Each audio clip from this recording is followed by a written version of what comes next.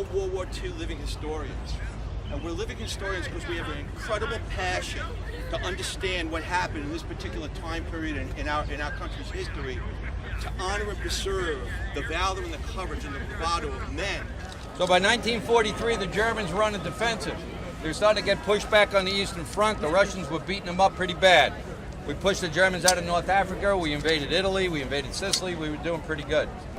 The weapons you see on the rack were the weapons that would have been used that morning. Thompson submachine gun on the top, which uses a .45 caliber round, which is what the sidearm, the 1911 .45, would have used. The M1 carbine, which was used mainly by officers and crew. The M1 Garand, which was used by almost all of the riflemen. The one below, the one on top is just a regular rifle. The one below has an attachment where it can fire rifle grenades. You can only throw most of TNT powder in here either. So just think if you had to do that 10 times in the first minute, and then 8 times a minute, or 8 times every minute half down, pull it over. And then when the guys will come up with the round, put the round up in there, and elevation raises it up or down. So that's why we have these 2 handles so we can go up or down. We have a little sight. Okay, this station is known as the Arsenal of Democracy. That phrase was coined in a speech that President Roosevelt made to the American public in December of 1940. Good morning. This is a Sherman tank. You saw the movie Fury. This is the same kind of tank. This was built by Chrysler, which built cars during before and after the war. So what do these companies do that are used to building large things like cars and trains? They started to build tanks. There were 10 companies in the U.S. and 1 in Canada that built tanks, such as Chrysler, Ford, Pullman Car Company, Baldwin Locomotive, all these different train manufacturers. This tank weighs 33 tons. That's about 7 Cadillac Escalades. It's called a half track because it's just that.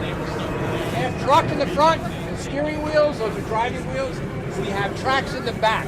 The tracks in the back give us flotation, high flotation. So imagine you're a young kid coming into World War II, 18 years old, maybe you drove a farm truck, but you haven't driven a monster like that. You can step right into this vehicle and have the best of both worlds. What you're looking at is the M18 gun motorized carriage. It's not a tank, it's got an open turret. 5-man crew, less than half the weight of the Sherman, but the fastest track vehicle in World War II. This can almost do about 55, 60 miles an hour. So if you were 15 years old and you lived in Germany during the Second World War, you could be conscripted into the Army at the ripe old age of 14, 15, 16 years old. That's how desperate they were for manpower. The rifle they would have given you would have been one of these, the Mauser K98. Basically World War I technology. It's a well-built rifle, it's rugged, powerful, manually operated. You'd load 5 rounds into the rifle, and then for every shot, you would have to reload it. The yoke is supporting 2 medical bags that sit on my side. Inside these medical bags would be bandages, tourniquets, morphine, pills, anything I needed to stabilize you and move along. I also had 2 canteens on me. Unlike the other soldiers who only had one. One canteen is for me, the other food was the patient. We have to mobilize the entire country. We got to get the guys, take off their civilian clothes, get on those tanks. We got to get the girls to go into the factories, take the jobs that the guys left. We got to get you all willing to sacrifice. Food rationing, gas rationing, even your fashions. Are we fighting to gain power? No. Are we fighting to gain land? No. We're fighting to protect American values. Look at the second and third. Who's being portrayed? Children? Yeah. That's why they're on those tanks. To protect you people back home, the American way. So I have a Nazi newspaper here. This is called Der Stürmer. In German, that means the attacker. It's from 1937, and these are being published all the time in Germany. On the bottom of every single newspaper, it reads, "The Jews are our misfortune." Can you imagine reading that all the time?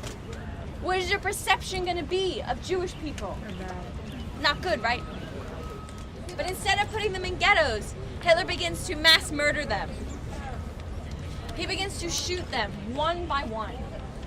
This takes so much time that Hitler eventually decides to build death camps. The largest and most well-known death camp, concentration camp, is Auschwitz. Have you guys ever heard of Auschwitz? Yes. Yeah.